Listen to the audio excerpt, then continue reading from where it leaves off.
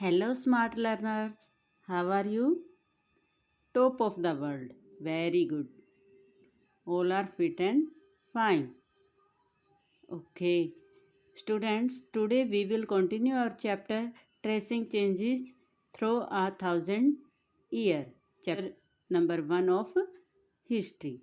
In this chapter, we were doing about the Historian time period. Okay, in this chapter we done about the partition of time period. It is divided history into three parts. First one is Hindu, second one is Muslim, and third one is British. But some philosopher divide this period other name also. Okay कुछ ऐसे भी person थे जिन्होंने इस period को अलग वे में divide किया। ठीक है, तो जो उसके बारे में हमने क्या किया है, प्रीवियस जो हमने स्टडी की है, 6th क्लास में स्टडी की है, उसमें हमने पढ़ा है। तो अब मेडिवल पीरियड के बारे में स्टडी करेंगे। मेडिवल पीरियड में क्या टाइम पीरियड क्या है, ड्यूरेशन क्या है, what was the duration of medieval period. It's duration is 1700 to 1750। Okay, इसकी ड्यूरेशन है वो क्या है, 700 से लेकर 750 तक का टाइम पीरियड रहा है एनो डोमिनी। ओके, जो अब चल रहा है वही टाइम पीरियड रहा है। तो इस दौरान क्या देखा है, during this time so many changes in society. Okay, बहुत सारे चेंजेस हुए हैं सोसाइटी में। ठीक, तो आगे हम उन्हीं चेंजेस के बारे में स्टडी करेंगे। Here we can see new changes in society. In new changes, what are these new changes? This was also a period of great mobility. जो ये टाइम था, टाइम पीरियड था, हमने देखा है ये बहुत बड़े मोबालिटी का टाइम था। मीन्स क्या है, बहुत सारे चेंजेस का टाइम था। ठीक है, मोबाइल को जैसे हम इधर से उधर ले जा सकते हैं ना, तो मोबाइलिटी का मीनिंग होता है चेंज करना, मूव करना। तो group of people travelled along distance in search of economic and political opportunity. The subcontinent had immense wealth and the possibility for people to crave a fortune. तो इसमें क्या कहा गया है, इसमें यही बोला है कि चेंजेस, बहुत ज़्यादा चेंजेस हुए हैं। लोग क्या है, ट्रैवल करते रहते थे एक स्थान से दूसरे स्थान पर। They were move from one place to another place for search of economic opportunity. Means वो एक स्थान से दूसरे स्थान पर मूव करते थे, ट्रैवल करते थे। किस लिए करते थे, कि वहाँ पर कोई इकोनॉमिक अपॉर्चुनिटी मिल जाए, उनको पॉलिटिकल अपॉर्चुनिटी मिल जाए, मीन्स कोई काम मिल जाए करने के लिए।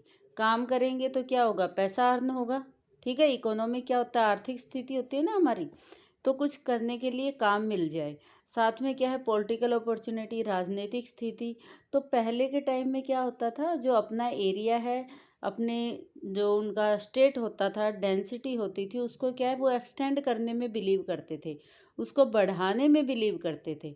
तो बढ़ाएंगे, अगर कहीं पर उनको मौका मिल जाता था कि किसी कंट्री का कोई किंग है, वो क्या है, लेज़ी है, ठीक है, वो अपने एम्पायर की तरफ ध्यान नहीं देता, तो क्या है, जो स्ट्रॉन्ग किंग होता था वो उसके ऊपर अटैक कर देता था।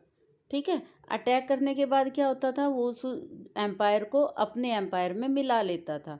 तो ये इस तरह से वो पॉलिटिकल अपॉर्चुनिटी को सर्च करते रहते थे। The sub continent held immense wealth.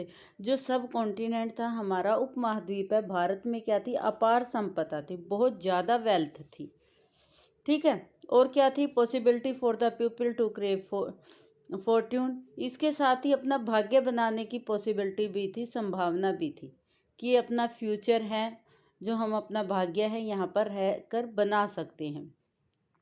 One group of people who became important in this period were the Rajput. तो इनमें जो आप देखोगे कि इस टाइम पीरियड में जो इम्पोर्टेंट डेंसिटी थी वो कौन सी थी, टाइम पीरियड में कौन से राजा हुए हैं।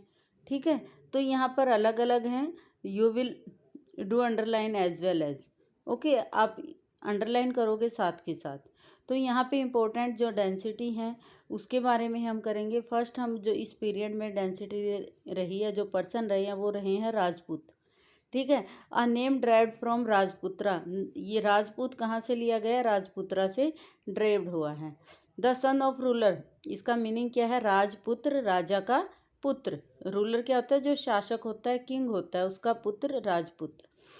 Other group of people such as Marathas, Sikh, जो दूसरे ग्रुप थे वो थे मराठा थे, सिख थे, जाट थे, अहोम थे, और क्या थे? कायस्थ थे। कायस्थ में कौन आता था? The caste of scribes and secretaries, secretaries होते थे। इसमें क्या रहते थे? जो सेक्रेटरी होते हैं, कोई राजा होता है, राजा की हेल्प के लिए जो अदर पर्सन होता है उसको सेक्रेटरीज बोलते हैं, ठीक है ना। तो कायस्थ में इस तरह के लोग आते थे। Okay. Also use opportunity of the age to become politically important, तो इन सब ने किसका यूज़ किया है? इस एज को यूज़ किया है, किस अपॉर्चुनिटी के रिगार्डिंग यूज़ किया है? कि पॉलिटिकल इम्पोर्टेंस के रिगार्डिंग भी इस एज का बहुत बड़ा सिग्निफिकेंट है, यानी कि राजनीतिक रूप से भी ये एज बहुत महत्वपूर्ण है, क्योंकि इसमें बहुत सारे चेंजेज हुए हैं।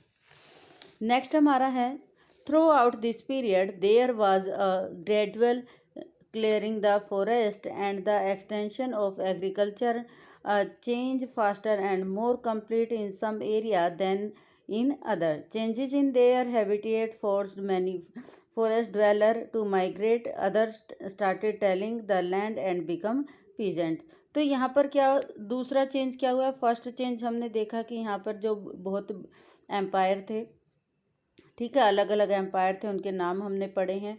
दूसरा चेंज क्या था? कि इस पीरियड के दौरान, इस टाइम के दौरान क्या था? लोग एक जगह रहने लग गए थे, ठीक है। उन्होंने क्या किया था? क्लियरिंग ऑफ फॉरेस्ट, जंगलों को साफ करना शुरू कर दिया था। किस लिए जंगलों को साफ कर रहे थे? वो एग्रीकल्चर को एक्सटेंड करने के लिए, ठीक है। और चेंजेस हैं जो फास्ट हुए थे, बहुत जल्दी जल्दी चेंज हुए थे ये, ठीक है। लोग क्या करते थे? More complete in some area than in other, तो उन्होंने क्या है? अपना एरिया है जहाँ पर वो रहते थे उसको साफ करके वहीं पर रहना शुरू कर दिया था। Okay. Changes in their habitat force many forest dweller to migrate, और इसके साथ ही क्या था? कि जो फॉरेस्ट हैबिटेट थे, यानी कि जो वनों में रहने वाले लोग थे, उन्होंने भी क्या करना शुरू कर दिया था? मूव करने के साथ साथ ही एक जगह पर रहना भी शुरू कर दिया था। उनके ऊपर दबाव आ गया था। किस चीज़ का दबाव था? माइग्रेट करने का, यानी कि जो जंगलों में रहते थे वो वहाँ से जाने लगे, क्योंकि जंगलों को तो क्या कर रहे थे? कुछ लोग साफ करते थे। किस लिए साफ कर रहे थे? जला रहे थे। किस लिए कर रहे थे? वो खेती करने के लिए, प्रोडक्शन करने के लिए। इसलिए जो जंगलों में रहने वाले थे वो दूसरी जगह मूव करने लगे, ठीक है। थर्ड हमारा चेंजेस है, a society became more differentiated, people were grouped into जातीज। इस टाइम में क्या हो रहा था? जो सोसाइटी है वो डिवाइड हो गई थी, ठीक है, अलग अलग ग्रुप में डिवाइड हो गई थी, जिसको हम क्या बोलते थे? जाति। आज के टाइम में भी बोलते हैं ना, तो इसी को जाति बोलते थे। Sub caste and ranked on the basis of their background and their occupations. तो ये क्या थी? सब कास्ट थी। एक तो हमारी कास्ट है, कास्ट से भी नीचे एक ग्रुप बना दिया था, और वो ग्रुप कैसे डिसाइड किया था? उनके लिविंग स्टैंडर्ड के अकॉर्डिंग, उनके बैकग्राउंड के अकॉर्डिंग कि उनका बैकग्राउंड क्या है, और इसके साथ ही कैसे डिसाइड किया था? ऑक्यूपेशन के अकॉर्डिंग कि वो काम क्या करते हैं। इसके बेस पर क्या है? जाति बना दी गई थी। जैसे कोई जूते बनाने का काम करता है, कोई कपड़े धोने का काम करता है, धोबी आ गए हैं। जो हेयर कटिंग का काम करता है उसमें नाई आ गए थे। तो इस तरह से डिफरेंट डिफरेंट बार्बर बन गए थे, ठीक है। कोई जो शू वगैरह ठीक करता है वो कोबलर बन गया था, उसको कोबलर के नाम से ही जाना जाने लगा, ठीक है। तो इस तरह से ऑक्यूपेशन के बेस पे भी क्या बन गई थी? हमारी जातियाँ बन गई थी। Ranks were not fixed permanently and varied according to power. Rank हैं वो फिक्स नहीं थे, ठीक है। वो कैसे थे? पावर के अकॉर्डिंग चेंज होते रहते थे, वेरिड करते थे कि कौन कितना पावरफुल है। Influence and resources control by the member of जाति, तो किसके कंट्रोल में रहते थे? वो जाति के कुछ लोग थे, वो उसको कंट्रोल में करके रखते थे। किसको? रैंक को, ठीक है, कि किस रैंक पे कौन पर्सन होगा, ठीक है। कि किस जाति के लोग किस रैंक पे हो गए, तो ऐसा डिसाइड किसके बेस पे होता था, उनकी पावर के बेस पे होता था। जातिज framed their own rules and regulation to manage the conduct of their member। जो जातियां बनी हुई थी वो क्या कर रही थी, अपने रूल खुद ही फ्रेम करती थी। ये नहीं है कि एक जाति के लोग हैं उसके ऊपर दूसरी जाति के लोग हैं उनको कंट्रोल कर रहे हैं, ऐसा नहीं था। किसी एक जाति के लोग हैं तो उसी जाति के लोग हैं, अपने रूल्स हैं वो खुद बनाते थे। ठीक है, किसके लिए, रेगुलेशन को मैनेज करने के लिए, जो भी उसके मेंबर्स हैं।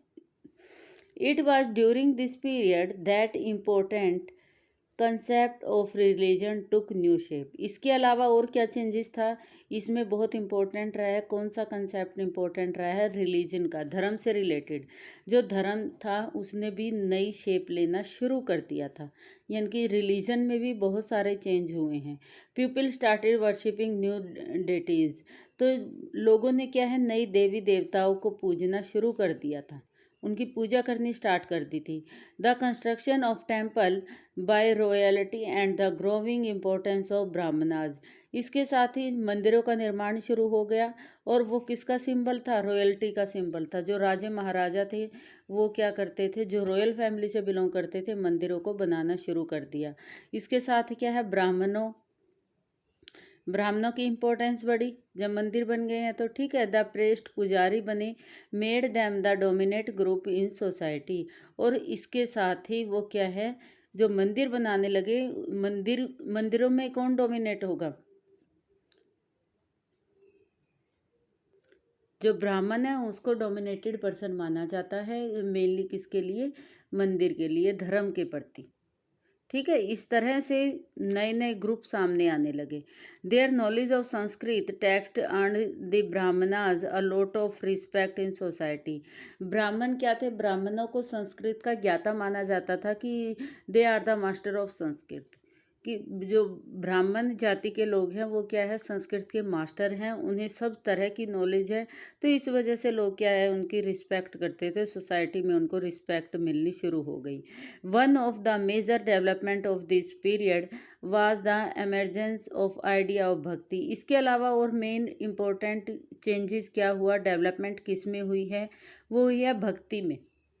ठीक है, यानी कि लोग डिवोटी होकर काम करते थे, समर्पित होकर काम करते थे। इसके अलावा भक्ति क्या थी, वो अपने कोई भी उनके देवी था या देवता था उसको पहुंचने के लिए, उस तक पहुंचने के लिए, यानी कि पूजा पाठ करते थे।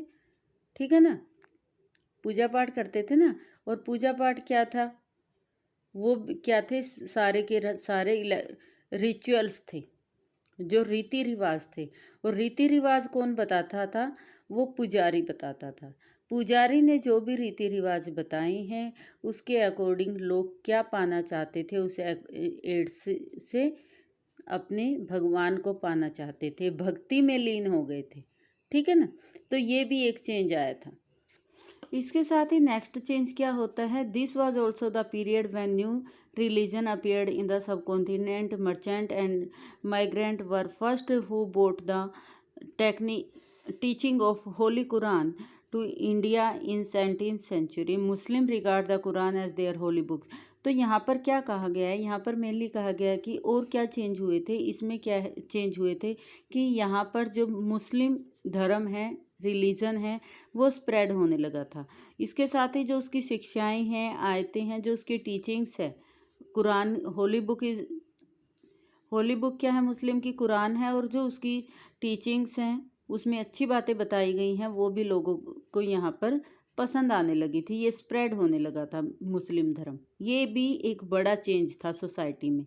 इसके अलावा क्या हुआ था, जो इसकी अच्छी बातें थी उसको किसने एक्सेप्ट किया था, लोगों ने एक्सेप्ट कर लिया था। इसके साथ ही अल्लाह को, जो अल्लाह ईश्वर सभी एक ही हैं, ठीक है, हमने ही इसको अलग अलग बनाया है, तो उन्होंने क्या है, एक भगवान की सोवर्निटी को उन्होंने एक्सेप्ट किया था। ठीक है, और बिना किसी बैकग्राउंड के वो उसमें बिलीव करते थे, बिना किसी सोच के कि ये गलत है या ठीक है, ऐसा कुछ नहीं सोचते थे, वो भगवान को एक मानते थे और इसमें विश्वास करते थे। नेक्स्ट चेंजेस है, this period so the saw the appearance of new technology like the Persian and spinning wheel, firearms etcetera. इसके अलावा क्या है, इस पीरियड में बहुत सारे अदर चेंजेस भी देखने को मिले कि टेक्नोलॉजी चेंज हुई है। टेक्नोलॉजी के साथ साथ क्या चेंज हुई है, स्पिनिंग व्हील्स आ गई थी, और ठीक है फायर आर्म्स आ गई थी। ठीक है, फायर आर्म्स में क्या आ जाएंगी, हमारी तोप वगैरह आ जाएंगी। और इसके अलावा क्या, शिपनिंग व्हील्स, जिसमें हम क्या करते हैं, शिपनिंग की जाती है। जो यार्न होता है, धागा होता है, उसको काता जाता है। तो वो भी इस टाइम के दौरान यहाँ पर इंडिया में ये सारी चीज़ें आ गई थी। ये सारे चेंजेस कब हुए हैं, मेडिवल पीरियड में हुए हैं। ठीक है, I think this is sufficient for today. Next we will do in next video. Thank you.